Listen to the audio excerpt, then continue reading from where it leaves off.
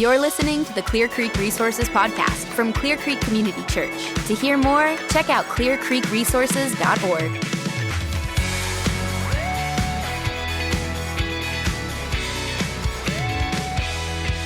All right, Lance and Erin, thanks for being on the podcast today. It's great to have you guys. And for those people listening or watching that don't go to East 96, where you guys are very well known and well connected, let's introduce you to everyone.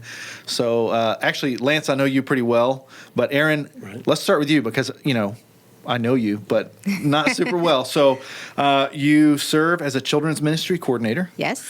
You're on the finance team at East 96. I am. You have been involved in Go Local efforts at East 96. You have been an adult small group leader. You guys led Reengage in the past. And, quote, I was told that for the company you work for, I think she's kind of a big deal. Yes. Is that true? Yes. Okay, It's we very can much confirm. I guess that's true. She's a big deal. She's actually getting to go to Washington, D.C. to meet with, representatives? Or that is a big congressmen deal. or Yes. something? Okay. And like a big gala thing. I don't know. Yeah, I have no idea I really don't know what she does. It's for multifamily housing. Okay. For affordable housing. For affordable housing. Yes. Well, excellent. Yeah. Glad to have you here. I feel Thank you. like maybe you're overqualified for this conversation. I don't think so. I feel that all the time. All right, anything else we need to know? I think you covered it pretty well. Pretty well? Okay. Yeah.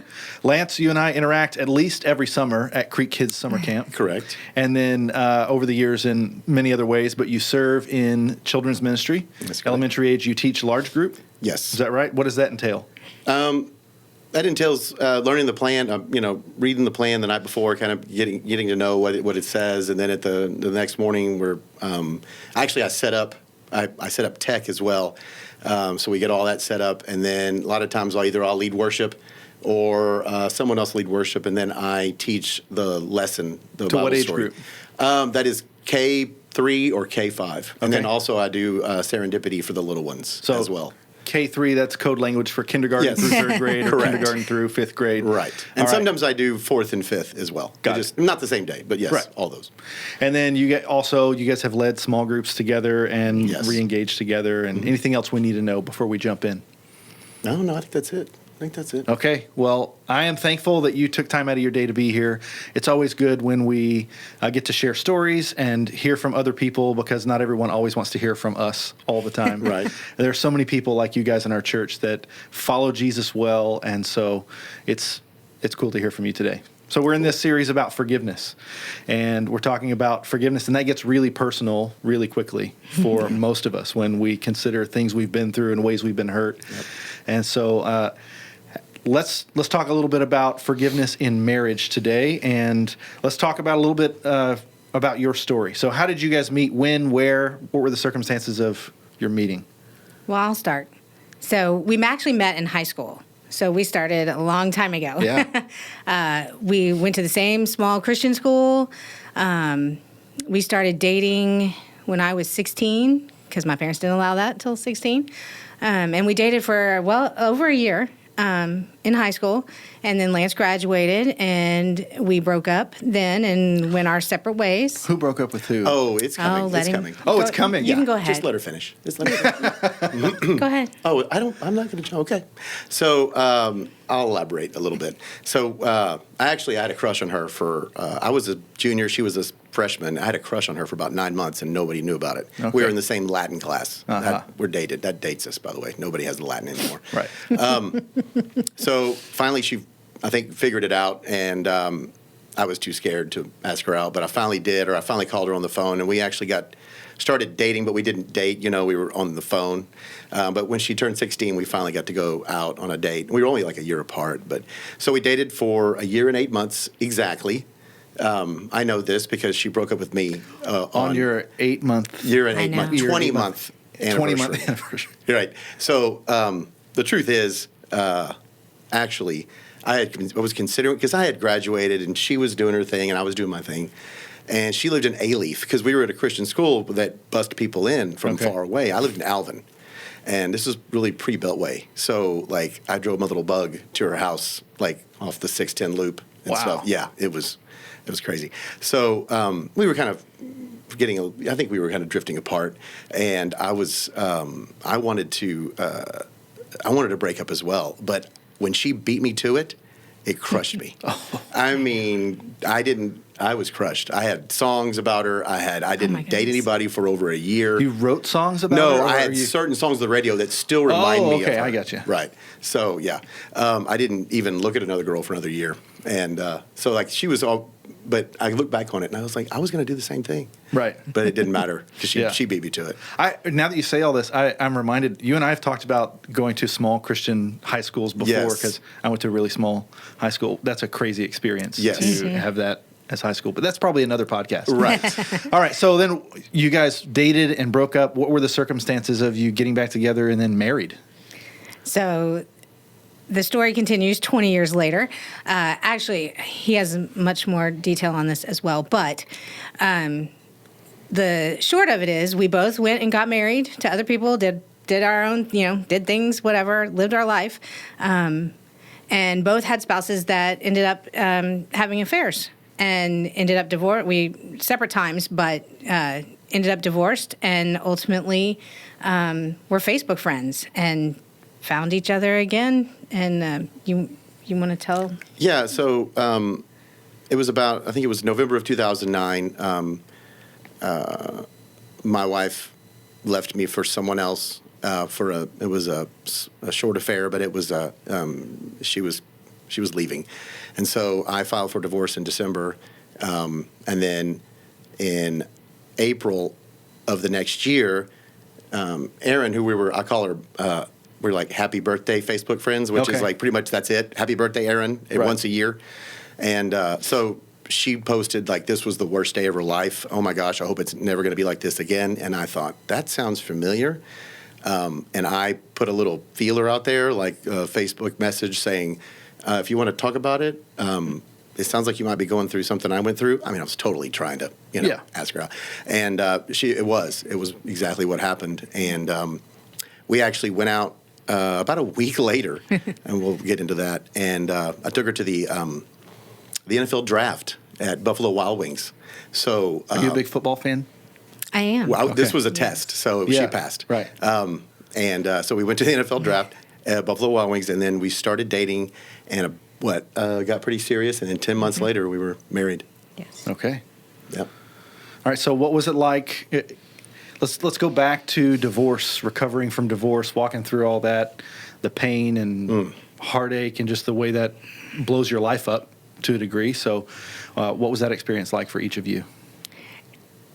It does blow your life up.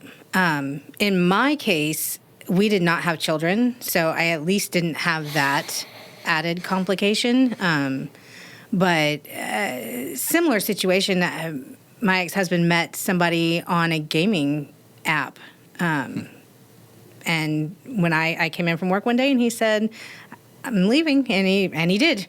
But you have to go through all of the practical stuff, the selling your house and all, that kind of stuff. So we did all that, but I'm probably jumping way ahead of myself here, but it was real easy at the time to just lay it all at his feet.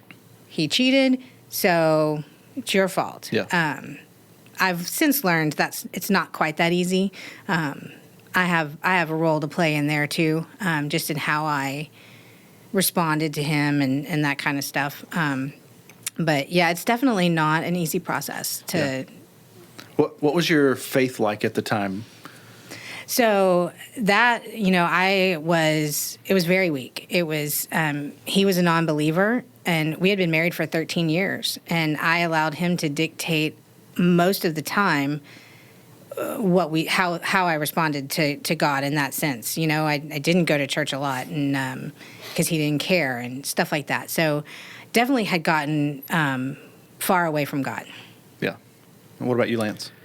So November of 2009, I was actually at the time taking my kids to a church in Friendswood because I thought they needed to go to church. Like I didn't need to go, of course, but you want your kids to grow up and be good people. Yes. That's often a motivation, yeah. I mean, yeah, and I needed to be there as well. And I think I might have been trying to kind of save the marriage. But so I found out that she had had an affair and wasn't any going back. So I filed for divorce, and I moved out. at the time. And so anyway, we got divorced, and then for the next 4 months or so, pretty much just went off the deep end. I did. I lost 30 pounds. I just pretty much went out with anything that I could find and didn't care if they, actually were married or not. I almost broke up another marriage. It was bad. There's one story. I went and stayed at a friend's house, a friend of mine, a buddy. I spent the night, came home the next day because I'd been out, I guess, drinking with him. Came home the next day, and I had lived in Magnolia Creek at the time, and I'd left my front door wide open, and I didn't even know it, and it just stayed open all night. And I thought, what am I doing? Like, I just lost it. I'm out of control. And I saw my kids. So at the time, I had a 12-year-old daughter and a 20-month-year-old son. And I was seeing them maybe 2 out of every 14 days. And it was killing me. But even then, I was like, well, I wanted my freedom, I thought. But I was miserable. Yeah, it was the darkest, easily the darkest period of my life. Yeah. So you guys have both been through that, and I didn't prepare you for this question, but we don't often have an opportunity to speak to somebody who may be in that like specific circumstance. But I mean, you guys have been in those dark days. If somebody's watching or listening, what would you say to them that would encourage them in a hopeful way? Oh, I'll go. Romans 8:28. I mean, God takes the junk of your life, the awful, the lowest parts, and he can make that stuff for good. So at the time, I'm a do-it-yourself guy. I can handle it guy. And so I didn't, I've always been, I'll pray maybe or occasionally or ask God for this or that, but I wasn't big on that. Well, I needed God at that point. I mean, I really needed God, and I cried out hard and over and over. I didn't know. I didn't have any control. I had no control over this, and I just cried out to God. And I mean, honestly, took that awful mess of a situation and really turned it for good. Because, I'm not saying what happened was right or correct or whatever, but it took that nasty, horrible situation and turned it to what we have now. And so, no matter how bad it gets, no matter where you are at that point, God can take that. Just realize that God is there for you, and he can take all that junk and turn it to something amazing. Yeah. So yeah, there's always hope. God wants to do that. He does. He wants to get in the middle of your mess and walk with you and change your perspective and your circumstances, and ultimately walk with you through all that. And then you can tell the story and give him the glory. Yeah. That's cool. Yeah. Okay. So you guys have helped lead Reengage in the past. Reengage, for those that aren't familiar, is a marriage class that we do a couple of times a year here at Clear Creek. And it's based on a curriculum that comes from a church called Watermark in Dallas. But they have 2 chapters where we focus one whole week on forgiveness. And I really like the definition in their book of forgiveness. It said that at its most basic level, forgiveness is the decision to pardon an offense and give up the right to be repaid. So how's that definition of forgiveness strike you guys? Well, I love it. And honestly, I thought Reengage was one of the best things we've done. I agree. It's a fabulous program. As a matter of fact, we've done it twice now because we did it with our small group after we did it with you. So I think the hardest part of that definition is the give up the repaid part. We all, it hurts our sense of justice to feel like we're not going to, get paid back or get compensation or whatever you want to call it for offenses. Lance, you have any? Yeah, I'm good with that. I just think it's important to know what that looks like. What does that look like? What is, the decision to pardon an offense and give up the right to repay? What does that look like? And I think we're actually going to go through a little bit of that. Yeah, let's do that. So, it starts with it's a decision, not a feeling. Right. When so often when we're responding to something, it's based on how we feel about it. And is it easy to feel like forgiving someone? No, and I think you almost never do. Right. That's the real answer, right? Yep. But you do have to just kind of work through that and get to the. Honestly, I don't know how a non-Christian does that.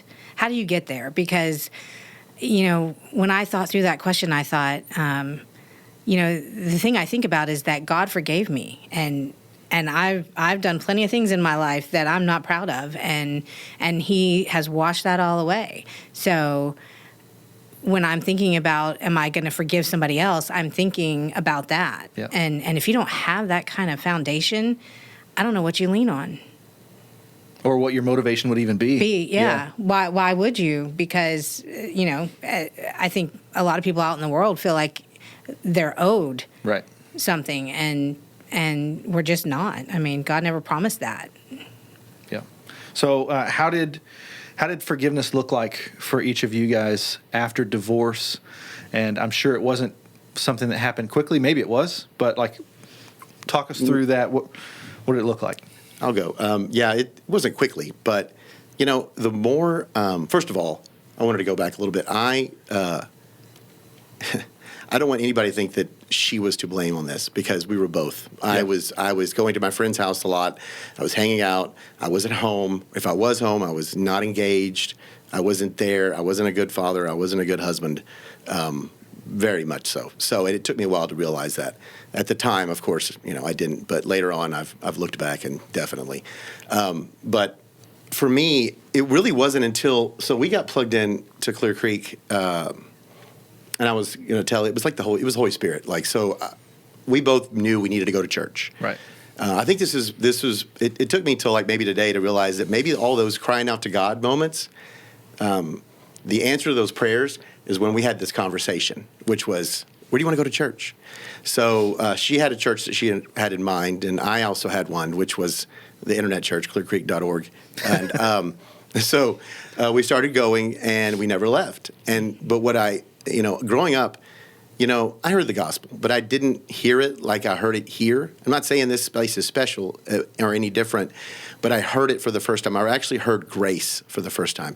And the more I went to church and the more I got in community, the more I realized how big God was and how much of a wretch I was and how much of a sinner I was. And really, I was no different than my ex-wife in that at all. Yeah. And so the more I realized that I had this undeserving forgiveness and grace from God, the more that I realized I could do the same. Because how can I judge her when He has forgiven me, not just for the sins that I've done and the junk that I've done, but He's forgiven me forever. And I can't forgive her. So the answer to the question about it being linear, I don't know if it's that linear. I don't know if I went like, I'm going to forgive her, and then I changed my feeling. I just think I started to forgive her over time, not even really trying to forgive her. It just started happening because I realized she's no different than I am. And it just started happening. And so my feelings did change towards her because of that. And then, yeah, so, I mean, it took probably 2 or 3 years. But over those 2 or 3 years, I kind of woke up one day and went, you know, and I think she has forgiven me too. But, yeah, so it took a little time. But, yeah, I did forgive her.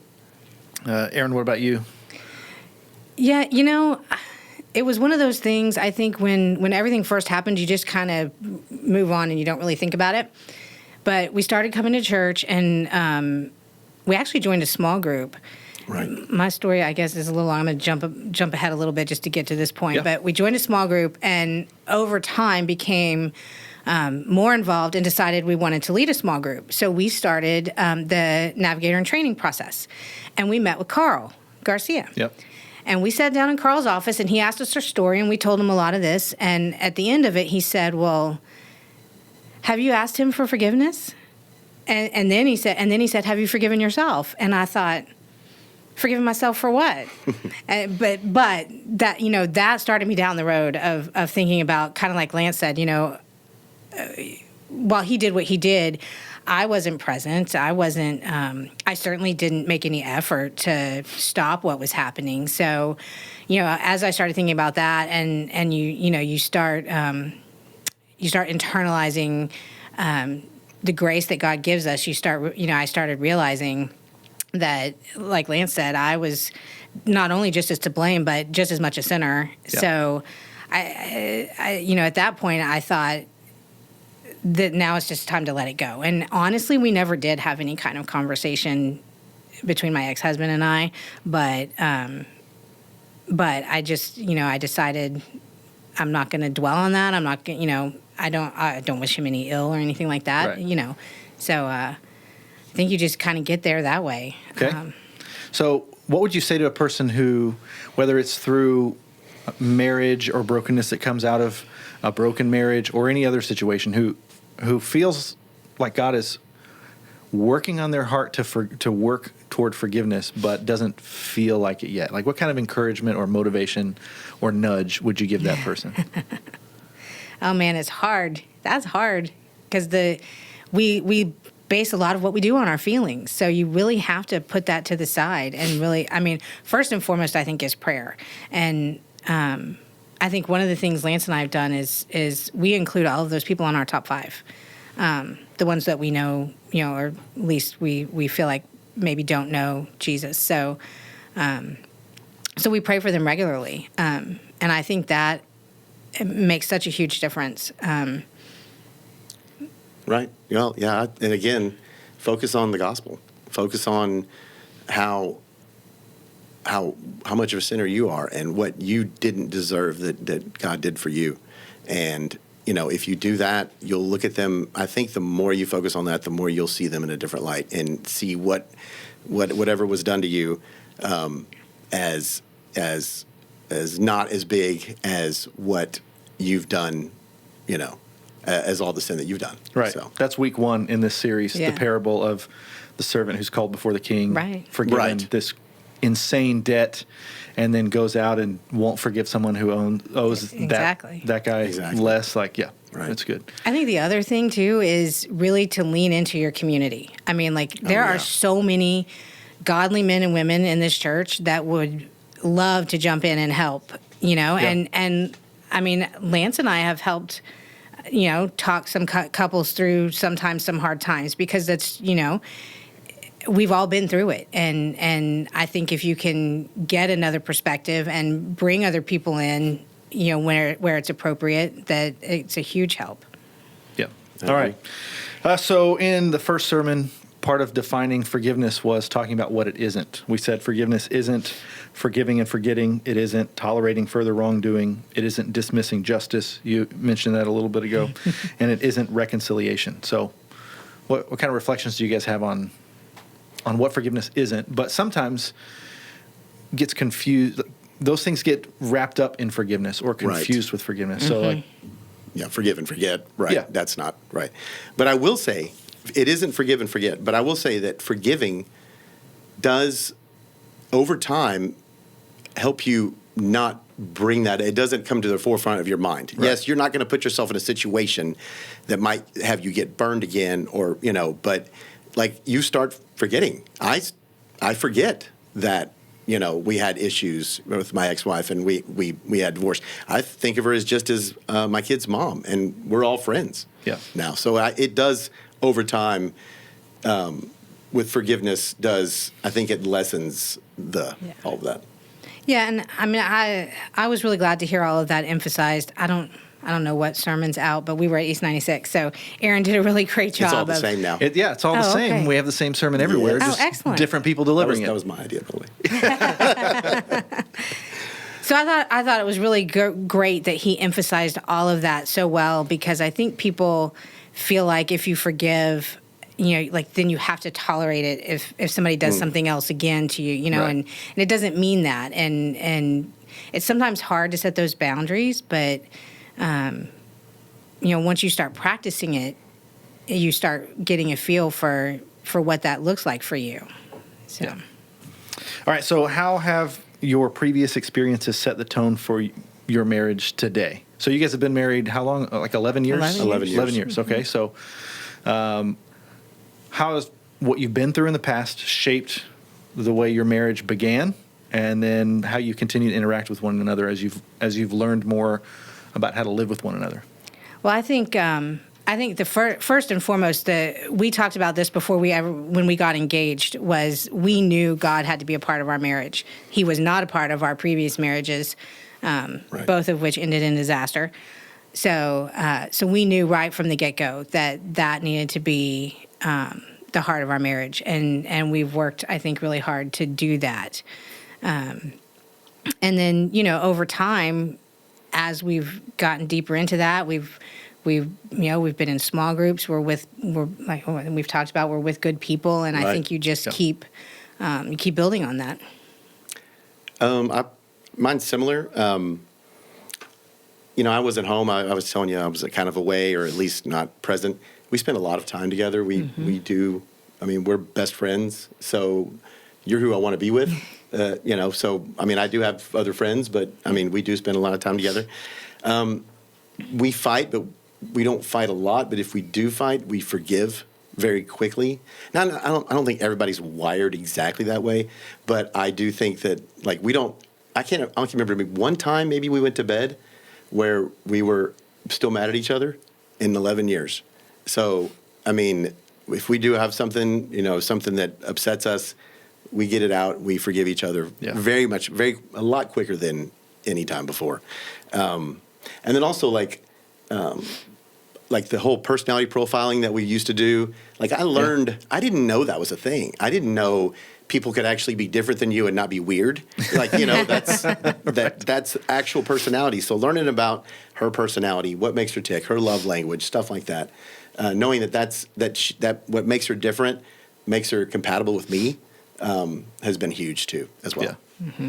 And of course, community. To me, that small group is massive. Mm-hmm. Being able to be around other men who treat their wives like godly men should, is fantastic. You will never hear a word about anybody's wife, and better. You better not say anything about anybody else's wife either. These guys, so it's something I didn't grow up with, and it's something I didn't have modeled for me really, or even during my first marriage. So being around other men like that has been great as well. So what do you say to the person who would, that sounds good, but in their mind they're thinking, but I don't have my life together like all those people in that small group do. That sounds good when everybody's perfect, but I'm not perfect. Yeah, we're not perfect. Not even close. Not even close. That's the thing. So the closer, the more that we go to church, the more we hear the gospel, which is every Sunday, the more I realize how imperfect I am and how much I screw up. And I screw up a lot. And she shows me a lot more grace. I think we could say this for a fact, that she shows me a lot more grace than I show her. She's not perfect. She's closer, though, I'd say a little bit than I am.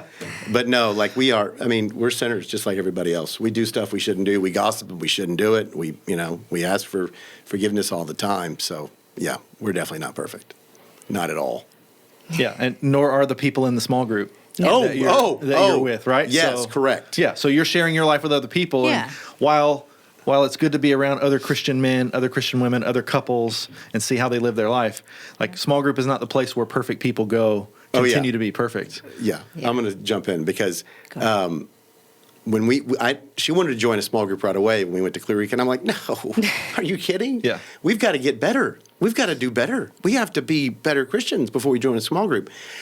No. And then when you join a small group, you realize, everybody's just as messed up as we are. Right. And they are. And that's what's great, because you're like, oh my gosh, all these high pedestal people, you actually see people on stage and you're like, well, they must really have it all together. No, they're just as messed up as we are. We're just as messed up as everyone else. Oh, I know you are. Yeah, no, I'm just kidding. I know that you know that I am. Yeah. No, but that was great to see that these people aren't perfect, because that's what I thought we walk into. Right. We're all messed up and everybody else is perfect. Yeah. That's not the case at all. That's not the case. Not at all. So if you're listening or watching and you feel that, or that's a hurdle keeping you, man, it's jump the in with opposite. both. The opposite. In fact, I don't think I knew couples as well as I knew couples, my entire life. I didn't know couples up until we joined a small group well enough to know that they were messed up. Right. So, I finally got to know people and realized everybody has baggage. Right. Everybody. And there's, for me, something refreshing about sharing my life so closely with other people that I know that they're not perfect, and I see their imperfections, but then I see them try to follow Jesus in the midst of it and work all that out. And it's good for my soul. It's motivating for me to do the same thing. Yeah. Yeah. I agree. Okay. That's awesome. We can conclude the small group commercial segment of this podcast I know, right? and move on. So you guys alluded to a little bit of this, but your marriage isn't perfect today. So let's talk a little more practically. Like, how have you learned to walk in forgiveness and grace toward one another? And so what does that look like today?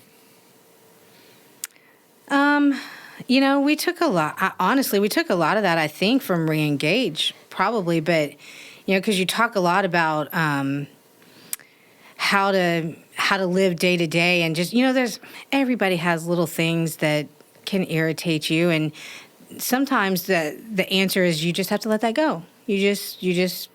And that doesn't mean you have to have a discussion about it or anything like that. You just say, I'm not going to worry about that, and it's just a grace, I guess. You just, you sometimes I do for him, sometimes he does for me, and we kind of, I know when his work's overwhelming. He knows when I'm feeling stressed, so you try to take the load a little bit when that happens, and maybe you make dinner or you unload the dishwasher, whatever it is, and just try to make things a little easier so that we're not getting into that bickering stage. Right.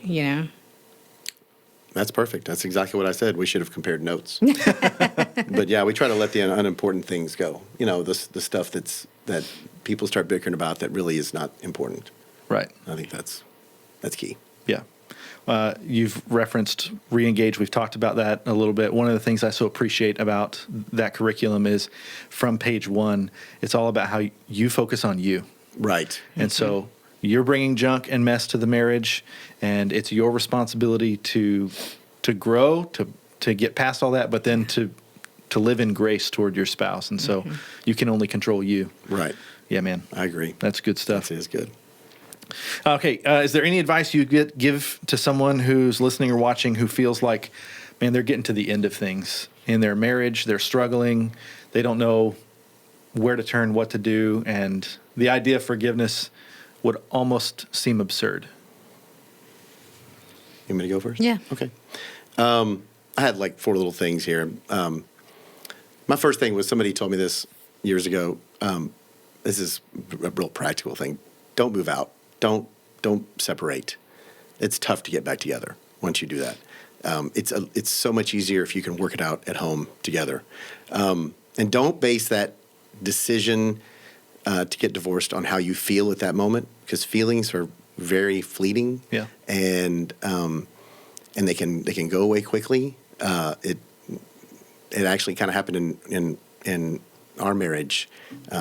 That relationship didn't last, and so within a month it was already too late. So, but then also think about the consequences. Like, think about the kids.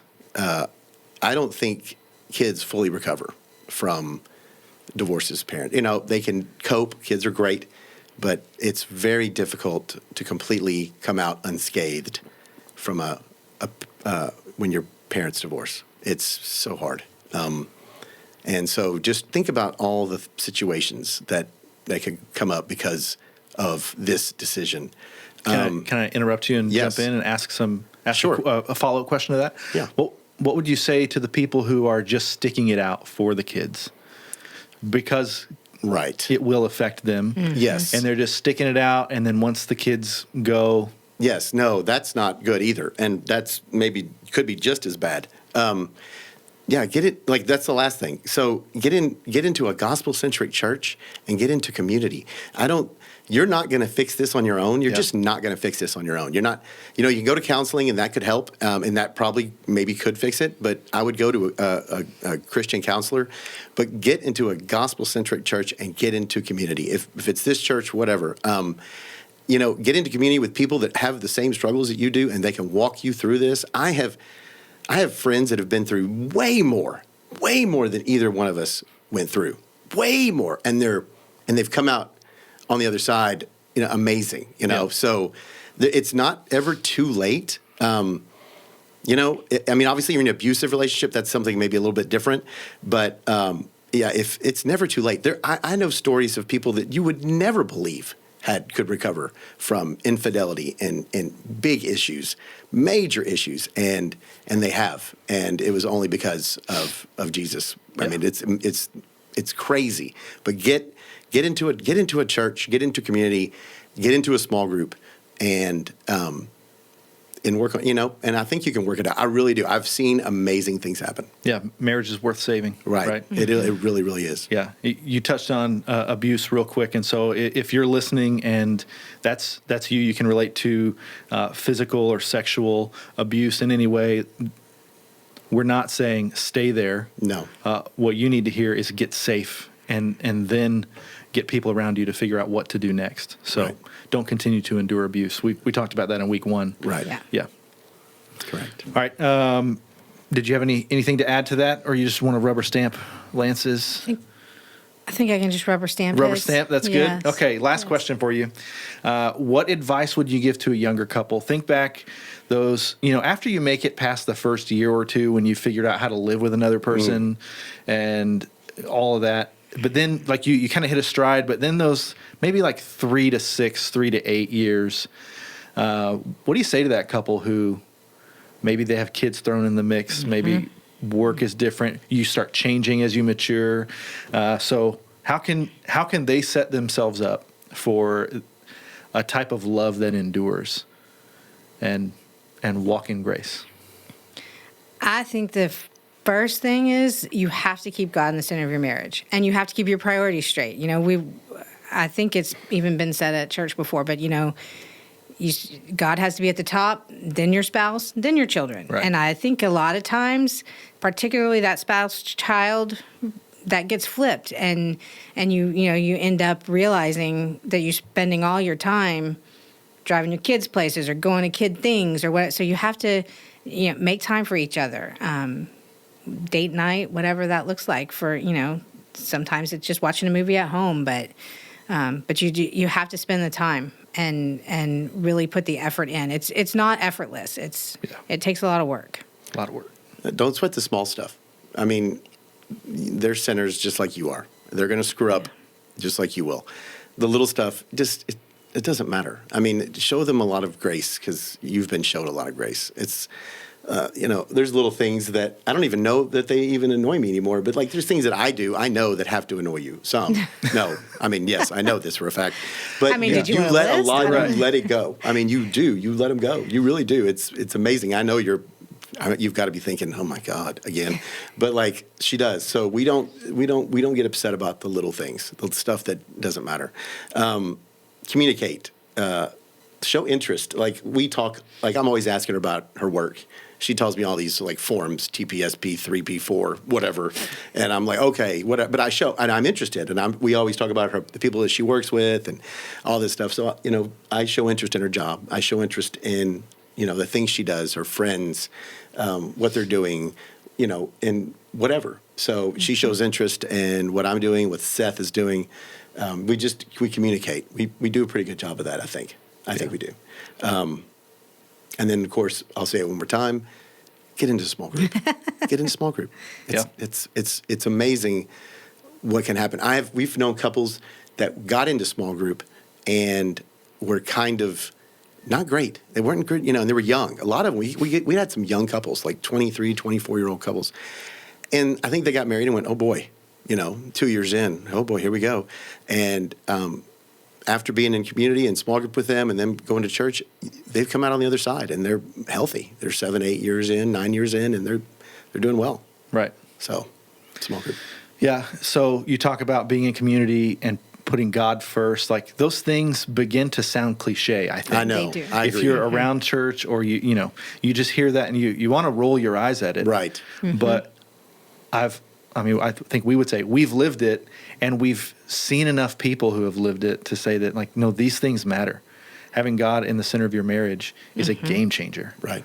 It's a game changer because you see yourself differently. You see your spouse differently. Right. When you know His grace, you can give His grace. Yeah. And we don't do that perfectly. I mean, No.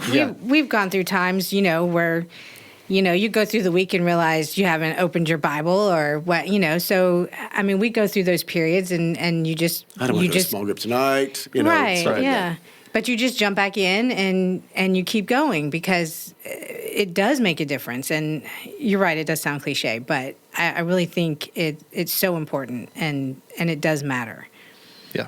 The best times to go to small group are the times I don't want to go to small That's group. right. Have you ever noticed that? Oh, yeah, for sure. Yeah, like I don't want to go to small group tonight. Yeah. I'm not going, and then I go and I'm like, oh, so And driving so home, glad. and you're like, gosh, I'm so really glad I needed went to that. small group. Yeah. Yes. Oh, that's so true. Yeah. Yeah. All right. Every So time. last thing, and I didn't prepare you with this question, but I mean, I think one of the things that I'm just reminded of in our conversation is how much marriage matters. Like that when you're in it, it's worth saving. It's worth pursuing a healthy one. So what would you say to someone who's thinking like, man, I don't know.